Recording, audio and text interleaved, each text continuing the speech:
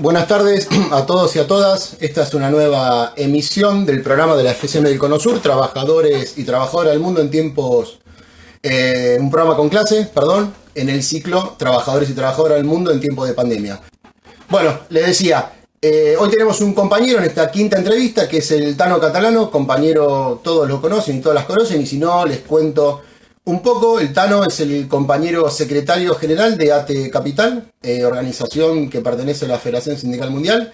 También el Tano es secretario junto de la CTA de los trabajadores y las trabajadoras, y a su vez es vicepresidente de la UIS de Servidores Públicos, que es la Unión Internacional de Sindicatos que pertenecen como parte de las estructuras de la FCM y que representa a los trabajadores y las trabajadoras del Estado. Tano, ¿cómo andás? Hola, ¿cómo estás? Buenas tardes.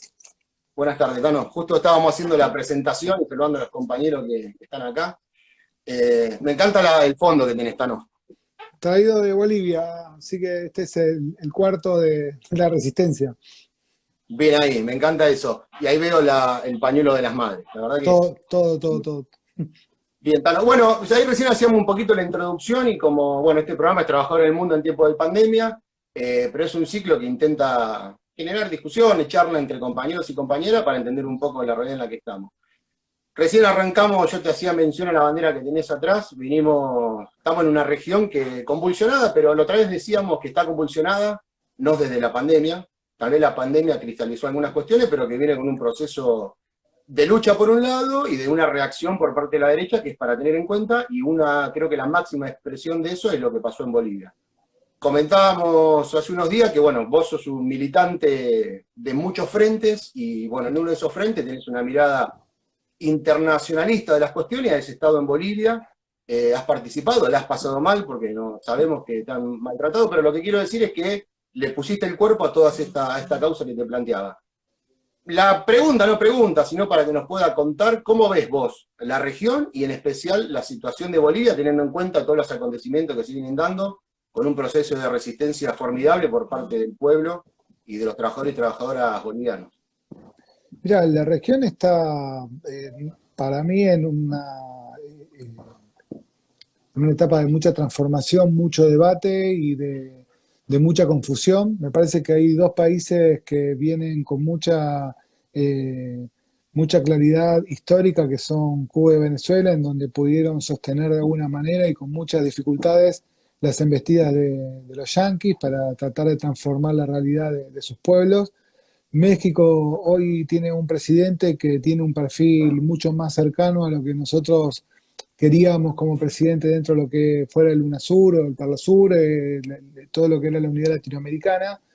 Pero bueno, Brasil con Bolsonaro nos tiene en una situación de jaque mate permanente. Colombia es muy servicial a Estados Unidos y centralmente es un facilitador para el ingreso permanente de tropas a Venezuela y tratar de desestabilizar a Nicolás Maduro. Bueno, la región está, ¿no?, en un momento de mucha oposición. Chile y Uruguay también tienen gobiernos de derecha, eso no ayuda. Y Bolivia, por supuesto, que viene atravesando un golpe de Estado voraz desde octubre y noviembre del año pasado, en donde Evo tuvo que poder exiliarse primero a México y después a la República Argentina, y que hoy es uno de los países que quizás llama más la atención por el nivel de resistencia que hay en la calle, ¿no? El movimiento obrero hoy tiene un rol central. El MAS está tratando de tomar una posición clara. Salió un comunicado en donde se expresa que se hace un cuarto intermedio de la participación popular hasta octubre, y si en octubre no se respeta la fecha de elección, se volverían a ganar las calles, se volverían a hacer bloqueos. Se habla de un nivel de tensión enorme porque, bueno, en estos días el pueblo boliviano sufrió asesinatos, torturas, desapariciones. La verdad que lo que está pasando en Bolivia es realmente crítico, catastrófico, y además lo están atravesando en el marco de una pandemia mundial, sin la posibilidad de tener algún tipo de ayuda por parte del Estado en materia sanitaria. No hay medicamentos, no hay asistencia médica, cuesta mucho mandar remedios a Bolivia. Bueno, la verdad que es angustiante, y ojalá este cuarto intermedio que ha firmado la COP y el MAS con el gobierno de facto nos lleve a buen puerto y se pueda generar un marco de elecciones, ¿no? Estamos muy preocupados con todo eso. Sí, realmente es preocupante, ¿no? A veces, hace un tiempo atrás, cuando se puso fecha de elecciones, había como una discusión que se decía, ¿para qué dieron un golpe de Estado si van a llamar a elecciones rápidamente? Era una lectura muy rápida que se hacía, eh, tal vez contrarrestando algunas miradas más optimistas que había, sobre todo algunos desde el periodismo más, como con una mirada firme de que esas elecciones primeras se iban a respetar. ¿Sabés que, Tano, recién comentabas algo que quería ver que nos des también una mirada respecto? Nombraste a Venezuela y a Cuba, la pusiste en un lugar. Hoy yo una cosa que es personal, noto que el chicanazo de decirse te vas a parecer a Venezuela, sin contextualizar qué es lo que pasa en Venezuela, ¿no? Porque viste que hay una cuestión que se tiran, bueno, vamos, todo el mundo se tira con que vamos a hacer Venezuela. Y hay una chicana con eso. Y en Venezuela hay algo mucho más profundo que eso y tiene que ver algo que vos planteabas recién con las agresiones del imperialismo, con las opresiones, con las colaboraciones de las derechas para desestabilizar ese gobierno. Justo miraba recién, hay unas compañeras y compañeros que se unieron a la charla esta, que son de Venezuela, compañeros de la Central Bolivariana, y bueno, pedirte que nos comente algo que es tu mirada. Hay una de las fotos que tenemos acá, que está justo vos abrazado con Tati, con la bandera de Venezuela, no sé si se ve bien, en lo primero se veía. Y bueno, interesante también, sos un militante de la patria grande, de la patria bolivariana sanmartiniana, y bueno, me gustaría preguntarte qué opinión tenés. Es que para mí el pueblo venezolano eligió y elige permanentemente su representación en el marco de la organización política que han desarrollado en el territorio. Yo no tuve la suerte de viajar a Venezuela, pero tienen una organización política de mucha participación popular, en donde están organizados estructuralmente por barrios, van eligiendo sus delegados o delegadas, tienen nivel de participación profundo en el marco de lo que son las representaciones de la ciudadanía en la construcción de un gobierno eh, que elige la participación popular para poder seguir en los destinos de ese país. Nosotros lo que vemos con mucha preocupación es que hace muchos años, el pueblo venezolano viene sufriendo una intención de intromisión por parte de Estados Unidos, que lo que está buscando, por supuesto, es el control del petróleo.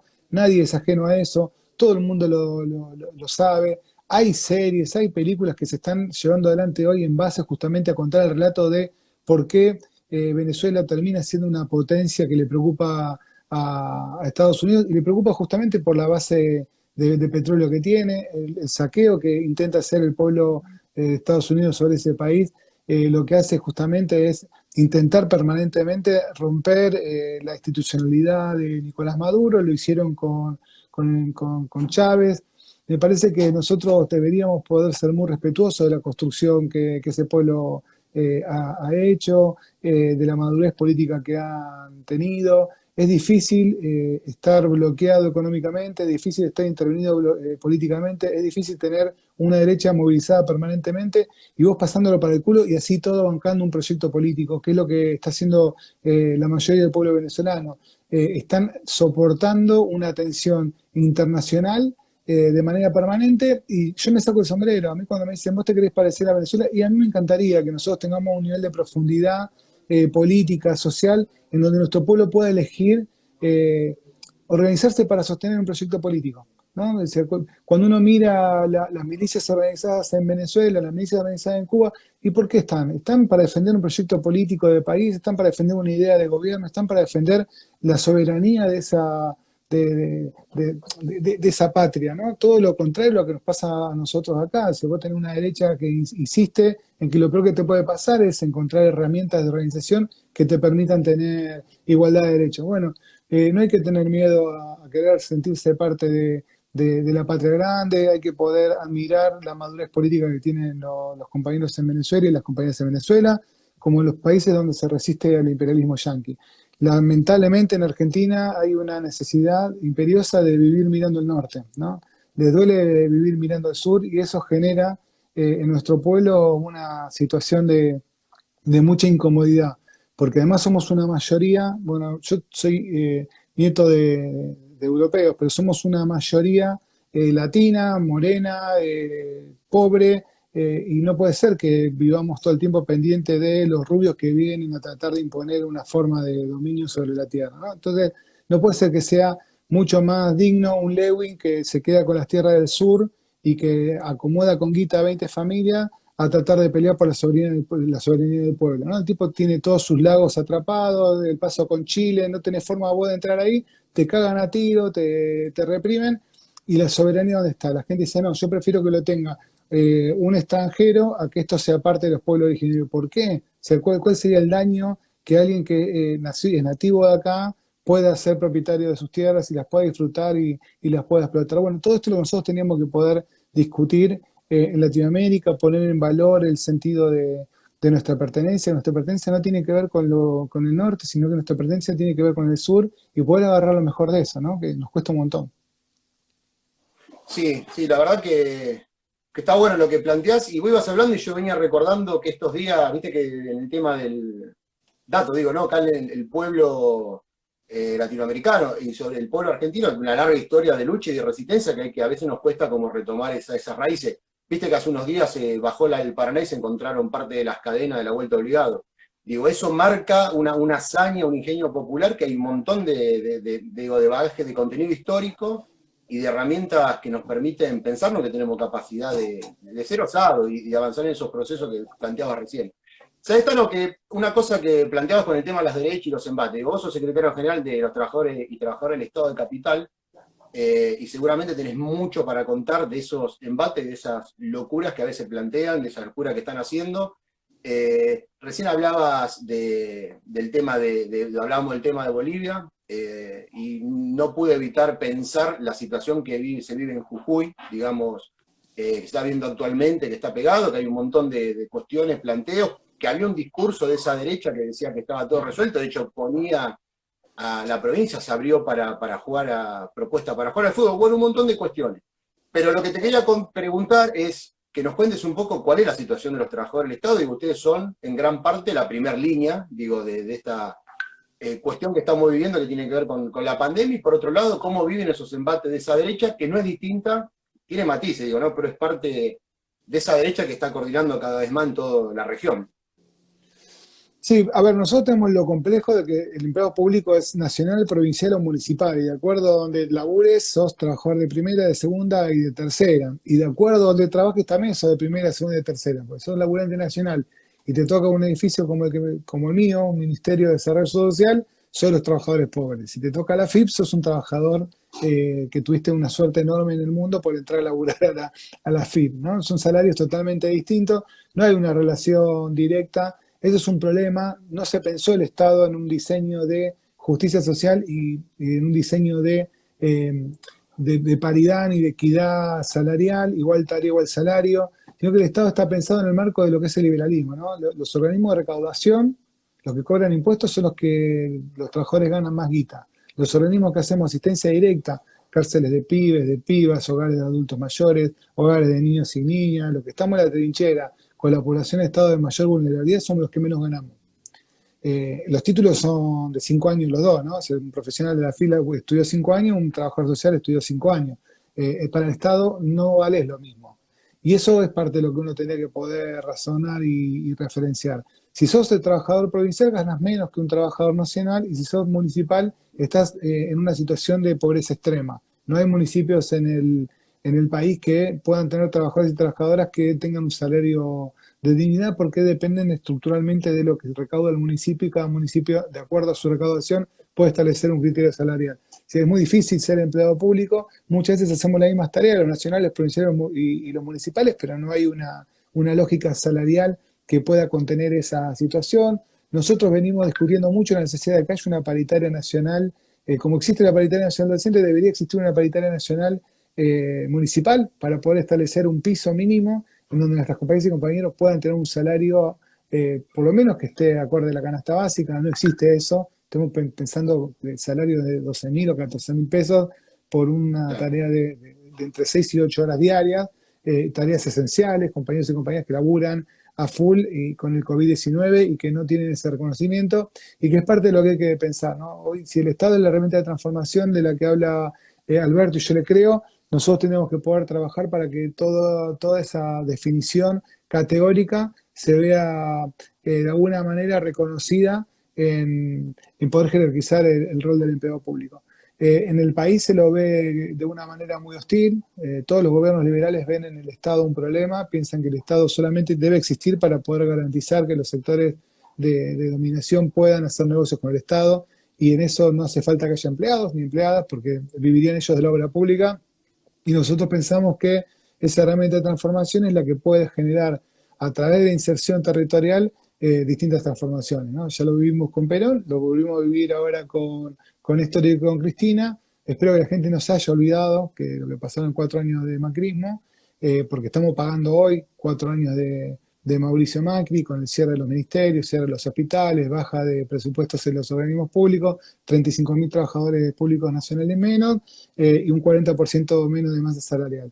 Ser empleado público es difícil, hay un hostigamiento permanente, parece que es una mala palabra, decir, che, soy empleado público, también dicen, ah, vos, sí, yo soy el que te hace el documento, el que te anota cuando naces, el que te recibe cuando entras al país, el que te saluda cuando te va del país, el que te recibió con el COVID-19, el que te llevó a un hotel a la cuarentena, el que te alcanzó la comida todos los días, todo eso somos nosotros los empleados públicos que estamos en todos los frentes habidos y por haber con intervenciones directas. Bueno, para muchos es un orgullo la tarea que hacemos, peleamos contra la posición del liberalismo que quiere que nosotros desaparezcamos de la faz de la tierra, y es una pelea permanente, ¿no? Hoy tenemos un gobierno popular, por suerte, que acá nos brindan herramientas.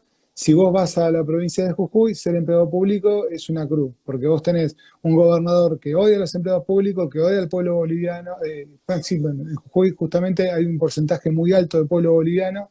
El mismo gobernador es hijo de una familia boliviana. Odia estructuralmente los collas, por eso Milagros Salas está presa, por representar toda una población que se hermana y se identifica con los pueblos originarios, que se hermana y se identifica con una forma de entender el mundo y la Latinoamérica, y hace que el Estado tenga ausencia, hace que el Estado haya expropiado las tierras de la Tupac Amaru, hace que el Estado haya expropiado la fábrica de la Tupac Amaru, hace que el Estado haya eh, eh, roto la dignificación del pueblo Coya, que por primera vez había entrado a un shopping de la mano de Milagros Sala, de que la primera vez que lograron tener compañeras y compañeros que terminan el secundario, el terciario, universidades.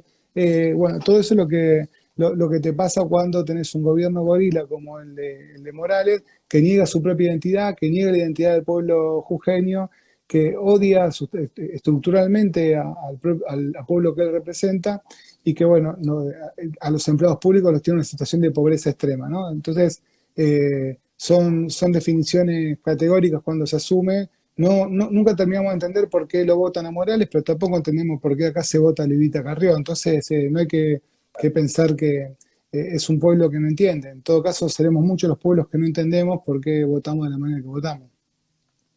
Sí, sí, sí, sí. También ahí tiene que ver algo que hace mucho tiempo atrás que no se le daba. Digo, la propaganda existió siempre, pero el rol que juegan los medios de comunicación hoy en día son casi un partido, digo, ¿no? Tienen un rol terrible de bombardeo constante. A veces yo digo cosas que se escuchan, pero todavía locura que se están escuchando. El otro día escuchaba la mentira con respecto a la inauguración del laboratorio que va a fabricar las vacunas, ¿viste? Que se hizo el acuerdo, y salía a la derecha hablando que sabía de todo, mentira, ¿viste? De una cosa totalmente, y es una total estigmatización constante. Una cosa quiero contarla bien, yo me acuerdo cuando era chico, digo, y los 90 que era, yo siempre pienso, digo, que debe ser duro el rol de los compañeros y las compañeras, porque es lo que a veces en el Estado, y en momentos, por él en los 90, había mucha hostilidad hacia los compañeros y compañeras que trabajaban en los hospitales, en las escuelas, y un rol zarpado, porque cuando el Estado se desgrana, los compañeros y las compañeras son los que están, y no puedo dejar de pensar en los compañeros y compañeras bueno, que murieron en Moreno, que por estar haciendo tareas antes de la que les respondía, por tener que parar esa olla, por darle comer, estaban en un momento que fue fatídico, digo, ¿no? Y ahí muestra la fuerza, digo, de los compañeros y las compañeras. Tano, con el tema de los trabajadores y las trabajadoras del Estado, yo el otro día estaba, ya metiendo en la cuestión sindical, mirándote el Twitter, y planteabas un tiro que es momento de pensar un nuevo sindicalismo. Digo, no lo quiero plantear nuevo en el sentido etario, digo, no, yo lo entiendo como forma de pensarnos como compañero y compañero organizado en función de las etapas actuales y las que se vienen.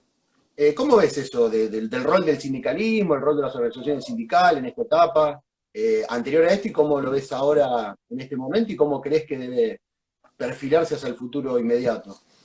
Mira, yo creo que el sindicalismo está, de alguna manera, tiene como un divorcio con su base que representa, ¿no? Hay un sindicalismo que que viene como con piloto automático, avanzando simplemente sin poder tener un punto de contacto real con su propia base, sin generar condiciones de participación, sin plantearse cuáles son las necesidades sentidas de su base a quien representa. Y ese sindicalismo es el que nosotros rechazamos y es el sindicalismo con el que nosotros no queremos hermanarnos, ¿no? Hay toda una situación en donde se abandona de alguna manera la práctica de participación, porque cuando vos generas la práctica de participación, lo primero que se pone en duda y en tensión y en cuestionamiento es el rol de quienes conducen los sindicatos, ¿no? Cuanto más abrís vos la participación y cuanto más herramientas tienen tus compañeros y compañeras para poder pensarse en el lugar donde vos ocupás, genera mayor cierre de puertas. Nosotros pensamos que el sindicalismo tiene que poder ayornarse a la etapa que se está viviendo. Eso no significa reforma laboral, no significa, sino lo que significa es, hay toda una nueva generación que no conoce la falda, Huerta Grande, 1 de Mayo, que no conoce Perón y Evita, que vive con otra impronta, que le pasan otras situaciones, que son una generación totalmente distinta a las generaciones formadas, que atravesaron distintas etapas críticas del país, que tienen otra relación con la región y que viven también con la tecnología con otra impronta totalmente distinta a la que vivimos nosotros. Yo cuando miro, mi hijo tiene 20 años, él no puede creer que no haya habido WhatsApp toda la vida. Y en mi vida el WhatsApp tiene 4, 5, 6 años, 8 años, no sé cuánto tiene. Pero nosotros hacíamos militancia con otras herramientas, con otra práctica sindical, nos relacionábamos de otra manera, teníamos otra construcción territorial, y hoy hay que repensar el sindicalismo, hay que pensar cuál es la función, cómo es tu relación con el otro y con la otra, cómo es la paridad, qué significa la paridad, cuál es el rol de las compañeras, cómo trabajamos sobre las personas con discapacidad, cómo planteamos la situación social que requiere que vos puedas tener un nivel de apertura mucho más amplio que al que estamos acostumbrados. ¿Cómo hacemos para poder discutir que el capitalismo es una mala palabra? ¿Cómo hacemos para decirle a los trabajadores y las trabajadoras que el consumo es malo? Que el consumo no es la herramienta de transformación.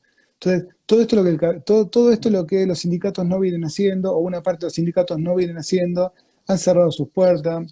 Tenés dirigentes que tienen 80 años y que además de sus 80 años tienen 60 a cargo de su sindicato, que sus compañeros y compañeras no tienen la posibilidad de elegir otra cosa y que no tienen la posibilidad además de poder entender para qué sirve la herramienta sindical, ¿no? ¿Cuál es el sentido de afiliarse a un sindicato y que no tenga que ver con, bueno, soy amigo del delegado o la delegada y por eso voy como creciendo? Bueno, los sindicatos son las herramientas que te permiten a vos mejorar tu calidad de vida. ¿Y por qué te permiten mejorar tu calidad de vida? Y centralmente porque a vos te pueden dar las herramientas para poder repensar todo lo que te rodea. El sindicalismo tiene que ser la columna vertebral de un proyecto político que transforme toda la región, no solamente tu país. El sindicalismo tiene que ser la llave para que se puedan generar condiciones dignas para poder vivir. Hace pocos días tuve la posibilidad de hablar con compañeros de la SAP, que son es el nuevo fenómeno que hay trabajando y organizándose en el país. Y los compañeros de la SAP tienen una discusión central en donde ellos ven que si hay una normativa, un estatuto que los organice, las empresas pueden irse del país. Y si se van las empresas del país, ellos se van a poner del lado de las empresas, ¿no? Entonces hay toda una nueva generación que no prioriza su derecho como trabajador o trabajadora, sino que prioriza el derecho al trabajo, con las libertades que le puede dar el empresariado y con las condiciones que da el empresariado, solamente con la condición de poder tener de alguna manera un laburo que le permita llegar a fin de mes. No se piensa en una carrera estable, no se piensa en un crecimiento individual dentro de ese ámbito de laburo, no se piensan con una obra social, un aporte jubilatorio, no se piensan con descanso. Si estamos en 2020 y tenemos un colectivo de miles de compañeras y compañeros que priorizan la posibilidad de trabajar frente a la posibilidad de organizarse y tener condiciones de laburo. Bueno, todo eso es el liberalismo, todo eso es el capitalismo, todo eso es lo que te vienen convenciendo desde el macrismo diciendo hace 70 años que estamos mal, hace 70 años hubo una CGT que porque hubo una definición política de un gobierno popular empezó a generar que haya derechos en el país. Bueno, todos esos derechos es lo que hoy el neoliberalismo viene a cuestionar. Y tenemos toda una generación que viene como muy virgen de eso. Cuando vos te sentás a laburar, a transitar con un compañero o una compañera y decir, che, pero es importante que vos tengas descanso. Bueno, pero también es importante que yo elija cuándo descansar. pero cuando vos elegís descansar te castigan y no te permiten laburar al otro día. Bueno, no importa, pero lo elijo yo, ¿no? Y entonces toman herramientas y eligen lo que le da los patrones para elegir y no las herramientas de una conquista, ¿sí? Y bueno, todo esto me parece que tiene que ver con el sindicalismo argentino, tiene que ver con cómo nosotros nos fuimos corriendo muchísimo de los niveles de representación, de la falta de formación sindical que hay en todos los gremios, de cómo espantamos a los compañeros y las compañeras cuando vienen con disidencias a plantearnos esas disidencias a los sindicatos. Me parece que es momento de la apertura, es momento del repensarnos, es momento de abrir la puerta a nuestras compañeras, es el momento de, de entender cómo la herramienta sindical tiene que ser una posibilidad, ¿no? El escuchar a un Lavagna hablando de una reforma laboral con estos carcamanes del sindicalismo es un problema. Escuchando a Lavagna hablando de una reforma laboral con la corriente federal sindical, con la CTA de los trabajadores, bueno, con el grupo de Moyano, que son mucho más activos, te da la posibilidad de poder pensarte en otro esquema. Bueno, habrá que ir viendo eso, ¿no? Es el momento de repensar el sindicalismo, redefinir criterios, poder cuestionar el capitalismo como el gran mal que tienen todos los pueblos, dejar de ir corriendo atrás de esas organizaciones sindicales mundiales que lo que hacen es sentarse a comer canapé y hablar de lo mal que la pasan los trabajadores en el mundo y tratar de afianzarse, ¿no? Justamente la Federación Sindical Mundial lo que te da a vos es la posibilidad de cuestionar seriamente un proceso mundial en el marco de lo ideológico. Por eso nosotros lo elegimos y por eso nos sentimos parte de esta gran estructura internacional, porque si no, no te sirve. El ser complaciente a los poderosos es una estupidez.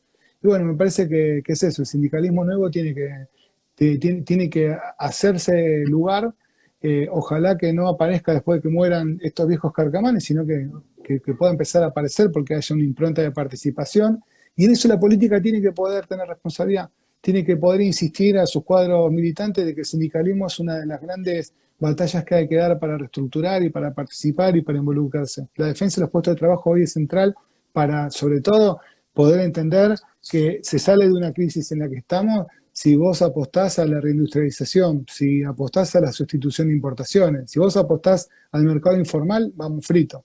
Bueno, en eso el sindicalismo tiene un rol para jugar y es determinante.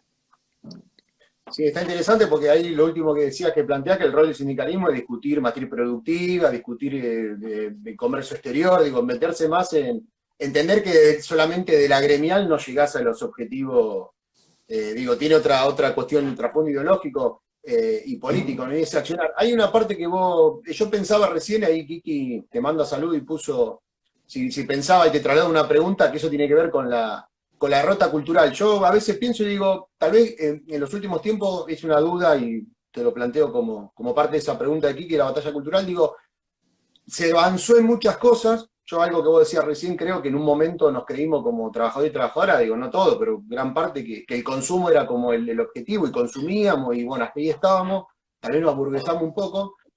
Y por otro lado, si cuando avanzamos en cierto aspecto, desde el punto de vista de la ideología del enemigo que es el individualismo, ahí perdimos un poco, digo, ¿no? Porque, y tal vez con lo que generó el macrismo en estos 4 últimos años de la pandemia amarilla, eso se agudizó y se ve plasmado en las cuestiones que vos planteás, digo, ¿no? Eso del cuentapropismo, de yo soy mi propio jefe o mi propia jefa, de que ahora, bueno, salió la discusión a partir de lo que fue que se aprobó la ley de teletrabajo, las cuestiones que plantea Pergolini enojado y eso que quita esa cuestión de tener varios trabajos, que si lo pienso volviendo anteriormente, eso de tener varios trabajos es algo que se exponen los compañeros del Estado cuando tiene que ir de un lado al otro en medio de una pandemia. Pero volviendo a la pregunta, digo, ¿vos creés que tiene que ver con parte de una derrota cultural? Y por otro lado, si a pesar de que avanzamos en un montón de cuestiones, desde el punto de vista ideológico, fuimos derrotados una vez más por la ideología dominante, que es el individualismo, digamos.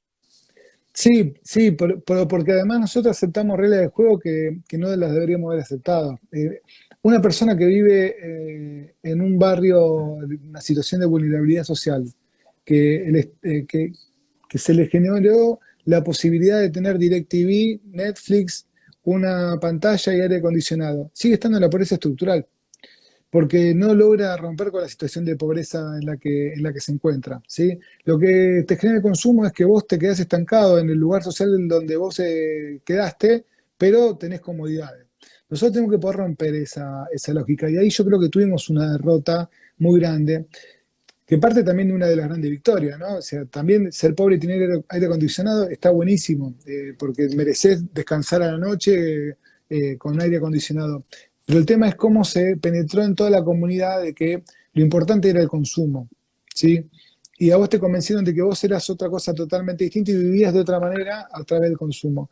En eso creo que nosotros sufrimos una derrota. Creo que a los compañeros y a las compañeras que defendemos proyectos políticos que son populares, nos incomoda cuando queremos hablar centralmente de la matriz del pensamiento donde nosotros nos tenemos que poder plantear y parar. Eh, no, no les gusta poder discutir el comunismo o el socialismo como una herramienta posible para los pueblos, sino que lo ven como algo imposible de practicar. Muchos eligen la posibilidad de el consumismo por una cuestión de esfuerzo propio a la igualdad de derechos. Entonces, ¿vos qué preferís? ¿Que todos coman o tener las zapatillas Nike? Y no, las zapatillas Nike. Yo no tengo la culpa si el otro no come, ¿no? O sea, bueno, estas cuestiones me parece que fueron parte de una derrota. Fíjate lo que le pasó a Lula en Brasil. El tipo generó millones y millones y millones de puestos de laburo. Cuando le preguntaron a la gente por qué tiene trabajo, y porque me esforcé, y porque lo gané, y porque lo conseguí. Bueno, porque el capitalismo no reconoce los esfuerzos de los gobiernos populares. El capitalismo lo que genera es individualismo. Y si uno no penetra en ese pensamiento mágico, es parte del problema. Y eso es parte de lo que nosotros tenemos que poder transitar. Y es una derrota cultural. Centralmente es una gran derrota que en el mundo, ¿no? Porque tenés países que resisten y que por ahí logran otra impronta. Acá nosotros estamos muy, muy complicados con eso porque es parte de lo que nos viene sucediendo, y no aparecen fuerzas políticas que lo puedan discutir abiertamente, ¿no? ¿Por qué? Porque las fuerzas políticas que van apareciendo aparecen para ser complacientes con el pensamiento mágico de la burguesía. Y entonces no empieza a ponerse nunca en tensión el sistema. Lo que se pone en tensión es el otro, pero no el sistema. Se pone en tensión a los individuos que piensan distinto. Y encima, para colmo, vos acá tenés un trotskismo que realmente no sirve para nada. Entonces hay una carencia de debate y de profundidad en lo que va pasando bueno, que habría que repensarla, que habría que acomodarse, que habrá que incomodar al resto, y que habrá que pensar en dar esas grandes discusiones. ¿Por qué nosotros no discutimos la expropiación de Vicentín? ¿Por qué hacemos silencio frente a la presión de los poderosos? ¿Por qué no hay una contravoz frente a la voz de que la expropiación es algo malo? La expropiación no es algo malo. Entonces, en eso es donde nosotros tenemos que poder sentirnos con las libertades de poder discutir, ¿no? Todo el tiempo parece que la derecha tiene la posibilidad de transmitirte, de meterte en la cabeza estas cuestiones, y vos no tenés la posibilidad de reaccionar y contraponer. En eso hay otras sociedades que han tenido otra posibilidad de manifestarse, de expresarse y de dar las discusiones. Acá todavía nuestro proyecto político, el de las mayorías, transita en este marco de coalición, ¿no? Vos tenés tipos que iban a la embajada el 4 de julio, fueron parte de los que votaron en contra del pueblo argentino y son parte del gobierno, ¿no? Y esa mayoría incómoda expresa a una parte muy importante del país, que lo que te garantiza es gobernabilidad, no te garantiza el tener la cabeza fresca respecto de qué mundo tenés que tener. Así que sí, para mí es una derrota grande la que estamos sufriendo. Sí, y vos que te hago una pregunta con lo que decías recién. ¿Vos creés que en ese vaivén, ¿no? de presiones, de ceder, de avanzar, digo, inevitablemente pensaba en el avance con el tema del impuesto a las grandes fortunas, digo, ¿no? Que eso significa, digo, un paso importantísimo, creo que al nivel de lo que planteaba recién de Vicentín, que digo, daba para discutir un montón de cuestiones más, digo, porque digo, la expropiación, digo, si vos tenés tu casa y la hipotecás y no pagás, el banco te la expropia, digo, tampoco. Digo, y darle contenido a esa expropiación, obviamente, lo que quiero decir, pues a veces lo ponen como el gran cuco y es un arma que tienen para hostigarte, digo, el tema de si no garpás, expropiarte lo que tenés. Pero si la plantean desde el lado del laburante es un tema. Eh, con el tema de lo que hablabas recién respecto a estas tiranteses que existen, ¿vos creés que hay un gobierno que está en disputa, que se puede disputar, que eso necesita que repensemos de otra forma y que podamos disputarle sentido a partir de estas cosas que vos planteabas recién? Y yo espero que sí, sobre todo por la composición, ¿no? O sea, porque bueno, porque tiene actores que hacen declaraciones que son como complejas. A mí, en mi posición latinoamericana, el hecho de lo que, de la posición argentina frente a Venezuela o frente a Cuba me es totalmente incómodo. Y me parece que es hostil a mi forma de ver de lo que es lo que quiero como región. Internamente me encanta ver a Alberto con un pie como Kevin, con el gorrito para atrás, pero frente a la presión de Vicentín no me sentí abrazado, me siento como descuidado con esas cuestiones. Entonces yo siento que es un gobierno de tensión, ¿no? Porque por un lado tener un presidente que tiene esa gestualidad de abrazar a un pibe en situación de vulnerabilidad frente a un ataque de la derecha, pero por otro lado también cuando avanza sobre situaciones que a nosotros también nos parecen tan cruciales como esa, se ve hostigado y tiene que retroceder. Bueno, esto hay que tensionarlo, esto hay que empujar, hay que disputar. Me parece que además están dadas las condiciones. Es un presidente que escucha, es un presidente que te convoca, es un presidente que habla. Y que bueno, nosotros deberíamos poder generar eso, ¿no? Deberíamos poder debatir y plantear nuestras grandes verdades. El problema es que el movimiento obrero hoy representa tanto sectores de derecha como de izquierda. Entonces, vos tenés un sindicalismo que es de derecha y también acompaña al gobierno. Bueno, también hay que hacerse cargo de eso, ¿no? El sindicalismo hoy no expresa una batalla contra el capitalismo.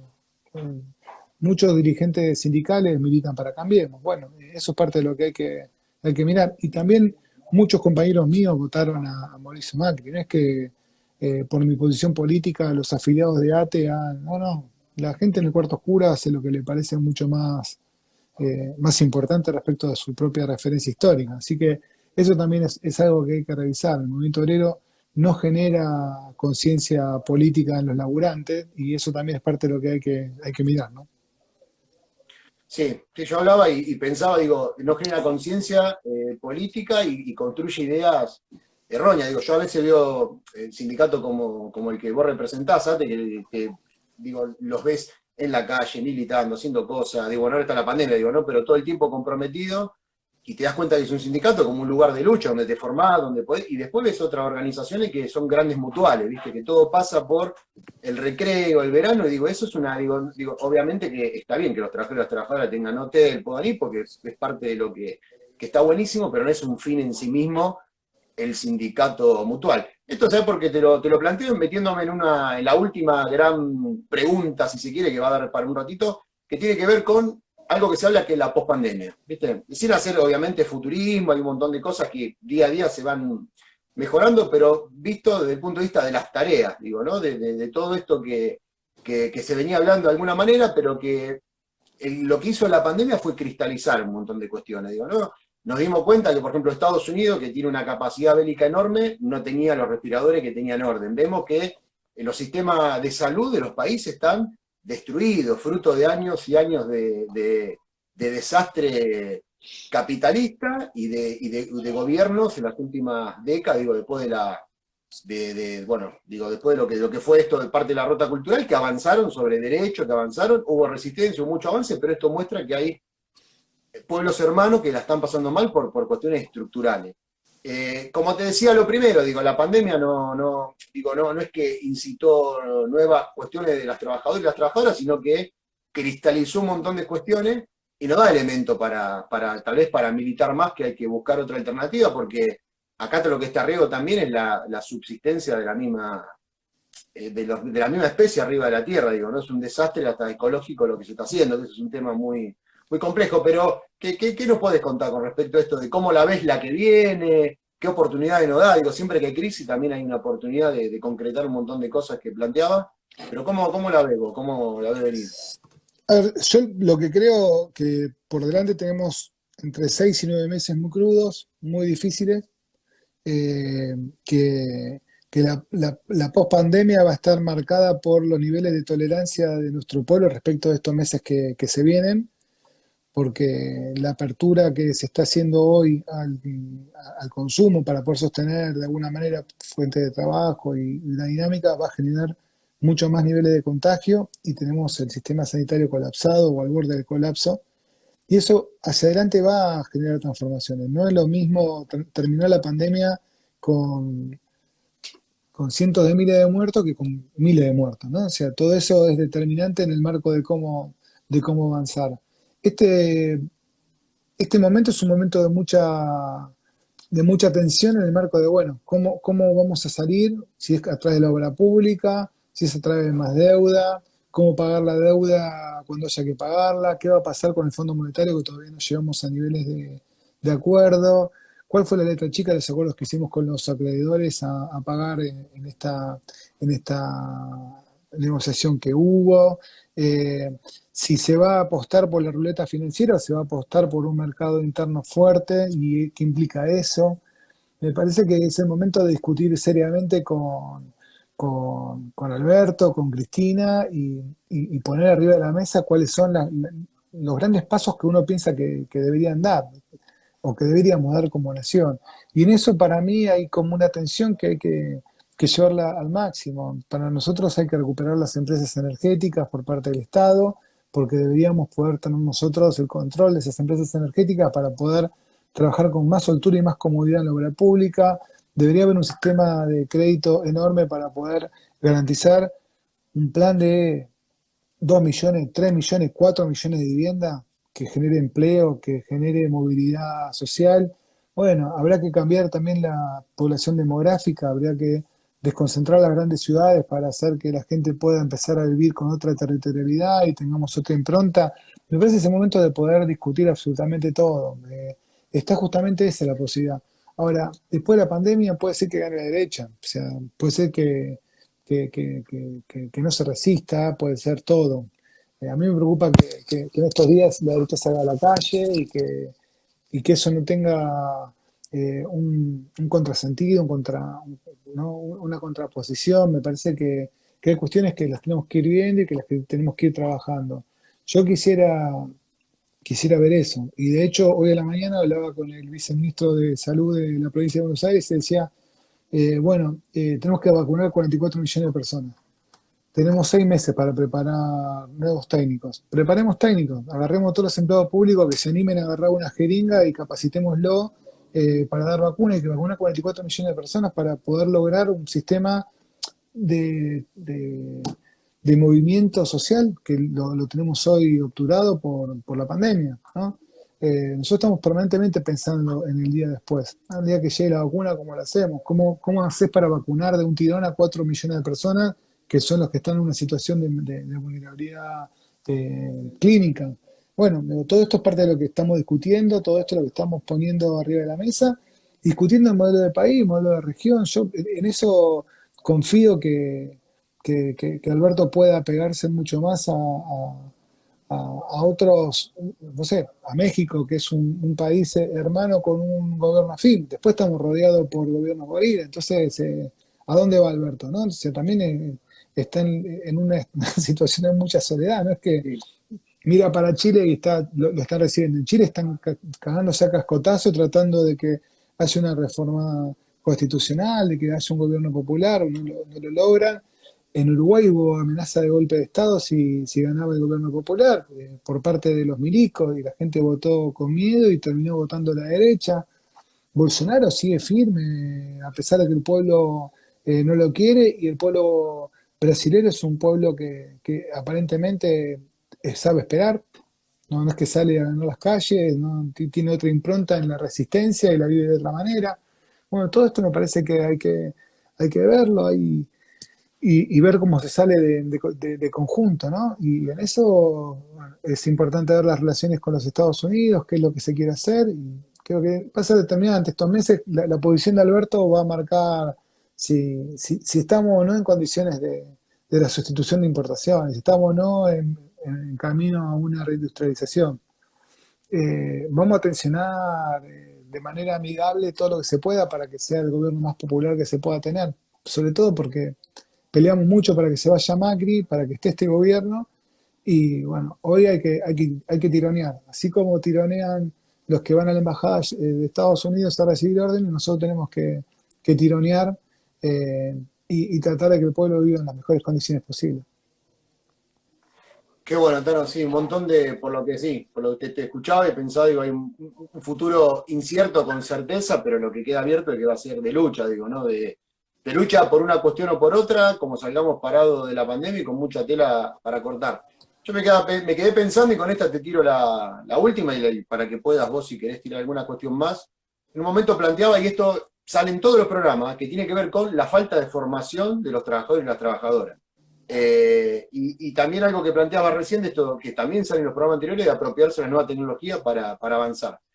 Vos lo planteaste recién el tema de la formación. ¿Qué opinas de eso? ¿Tenemos que avanzar? ¿Cómo sería en cuestión ideológica? Porque de verdad en todos los programas sale lo mismo y obviamente compartimos de que tenemos parte de la derrota cultural es que nos dejamos de formar.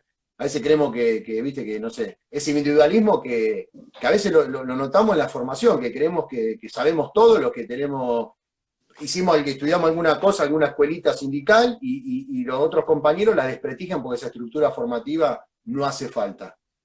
Contanos algo sobre eso y después, si querés, como ya al cierre, que estamos casi sobre la hora, hacete una reflexión como lo que vos más quieras. Mira, nosotros en ATE elaboramos mucho todo el tema de la formación y es como el lugar que más invertimos, ¿no? El tema de formación y el tema de la fractura cultural para nosotros fueron como los pilares. Y tenemos una base que permanentemente exige que haya ámbitos de formación político-sindical, desde el rol del delegado hasta poder bajar materiales teóricos que sean reflexivos, hasta poder hablar con dirigentes sindicales, sociales y políticos. Ese nivel de formación que nosotros nos dimos en ATE nos permitió poder pelear abiertamente por la libertad de los presos políticos. No hay muchos sindicatos que hayan podido tener la tarea que tuvimos nosotros, de ir una o dos veces por mes a las cárceles, de poder ser uno de los primeros sindicatos en abrazar a Milagro Sala, en salir en su defensa, en cortar el puerto de Pueyrredón y de hacerlo con un activo militante enorme. Eso es el producto de la formación sindical. Eso tiene que ver con los grados de conciencia que vos vas acompañando a tu base y cómo vos vas abriendo la posibilidad de que tus afiliados o afiliadas también puedan tener acceso a eso. Desde el plan fines para terminar la secundaria hasta la estimulación a que hagan carreras afines a, a lo que es la labor en el Estado, nosotros vamos recorriendo todos los circuitos para que eso sea parte de una realidad, ¿no? Lo que a vos te va a liberar es el saber. Entonces, cuanto vos más puedas saber, más libre te vas a sentir, porque la libertad pasa justamente por eso, por el conocimiento, no pasa por el comprarte las zapatillas, pasa por tener la capacidad de poder incorporar un montón de saberes que a vos tenés herramientas que te permiten analizar de manera crítica todo lo que te rodea. Y en eso creo que ATE cumple un rol central. Y incluso también intervino mucho en los aspectos culturales.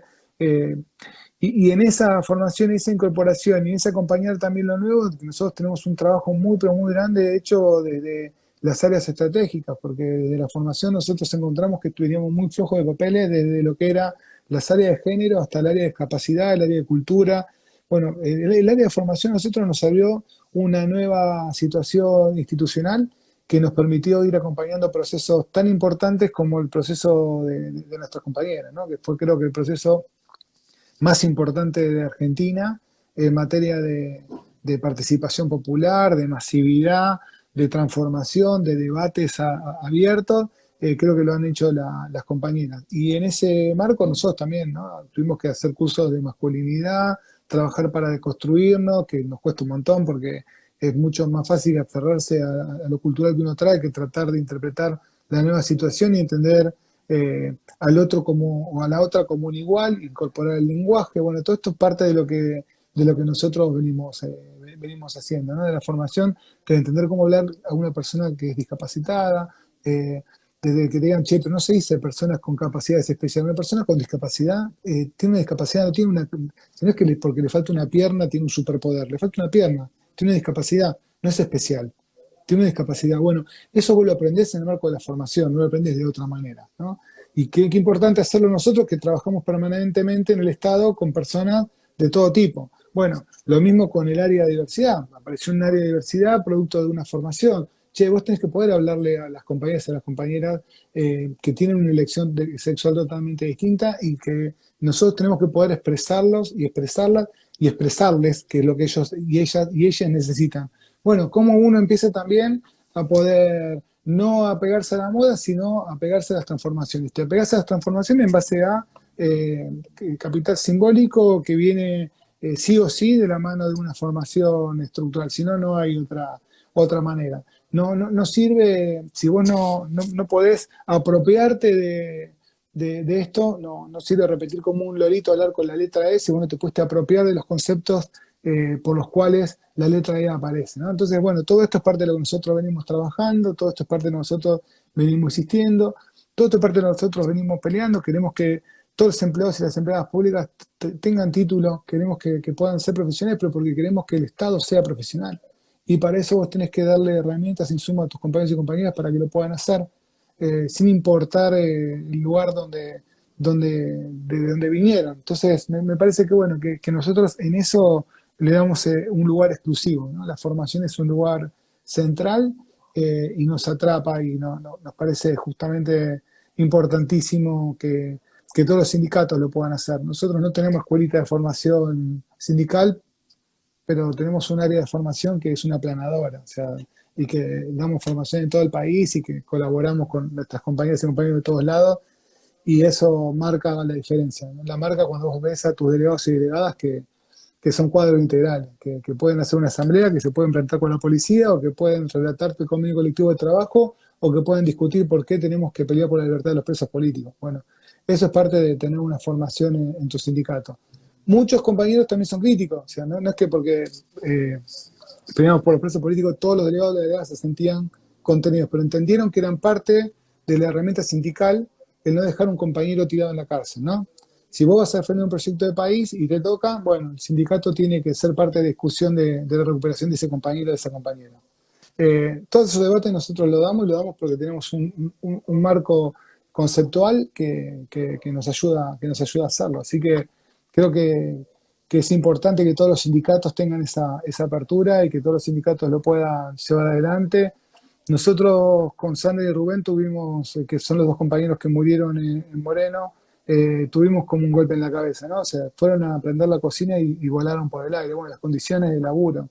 ¿Cómo vos te preparás para entender las condiciones de dignidad de tu trabajo para no perder la vida? Bueno, todo eso requirió también del poder interpretar. No es que llegás, está la silla rota y no pasa nada, me siento igual y trato de no caerme. No te tiene que caer, la silla no tiene que estar rota. Bueno, eso es parte de un aprendizaje.